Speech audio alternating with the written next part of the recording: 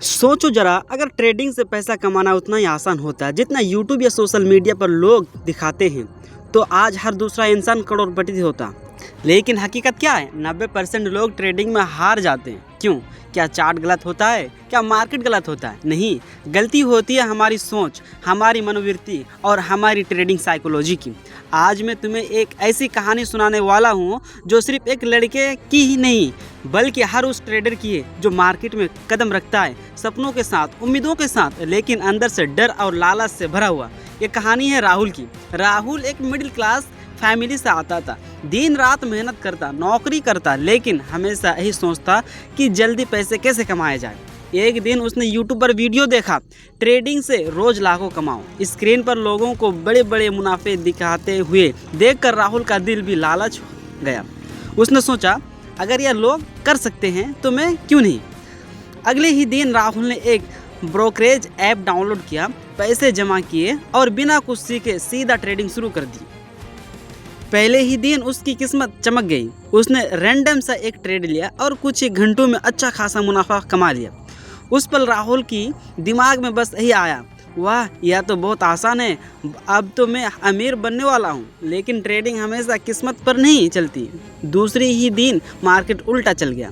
जो पैसा कमाया था वो खो दिया और जो नया पैसा लगाया वो भी डूबने लगे।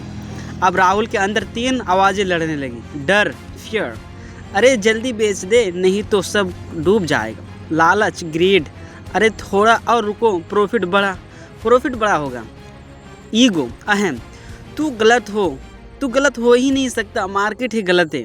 यह तीनों मिलकर राहुल को इधर उधर धकेलते रहे। कभी वो जल्दी ट्रेडिंग बंद करता, कभी बिना सोचे समझे और ट्रेड खोल देता, और कभी घाटा बढ़ने के बावजूद बैठा रहता।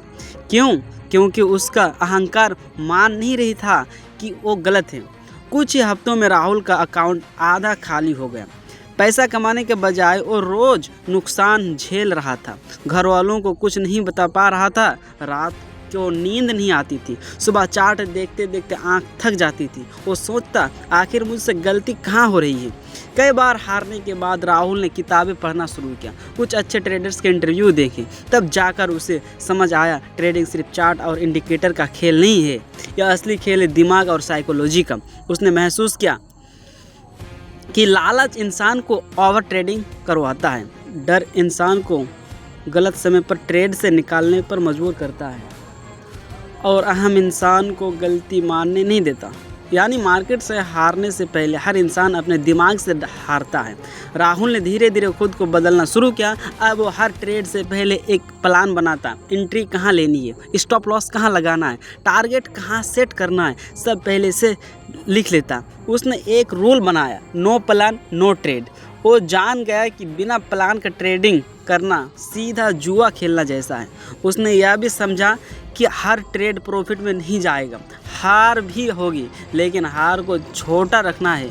इसीलिए स्टॉप लॉस उसका सबसे बड़ा हथियार बन गया।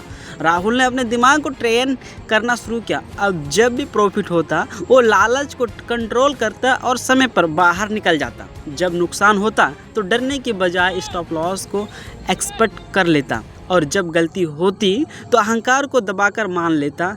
धीरे धीरे राहुल का बैलेंस फिर से बढ़ने लगा। वो सीख गया कि मार्केट को प्रोटेक्ट नहीं करना है, बस खुद को कंट्रोल करना है। भाई, सच ये है कि ट्रेडिंग में जीतने वाले और हारने वाले के बीच सबसे बड़ा फ़र्क नॉलेज या स्ट्रैटेजी नहीं होती, बल्कि उनकी साइकोलॉजी और डिसिप्लिन होती है। हर नया ट्रेडर वही गलती करता है, शॉर्टकट ढूंढता है, जादुई इंडिकेटर ढूंढता है, या किसी और के सिग्नल फॉलो करता है। लेकिन असली ट्रेडर वो हैं जो अपनी भावनाओं पर काबू पाना जानता है। आज राहुल धीरे धीरे लेकिन लगातार प्रॉफिट में है। वो करोड़पति एक रात में नहीं बना, लेकिन उसने वो स्किल सीख ली है जो उसे ज़िंदगी भर पैसे कमा कर देगी। उसकी कहानी से हमें 3 बातें सीखने को मिलती है। ट्रेडिंग में सबसे बड़ा दुश्मन मार्केट नहीं, तुम्हारा अपना दिमाग है।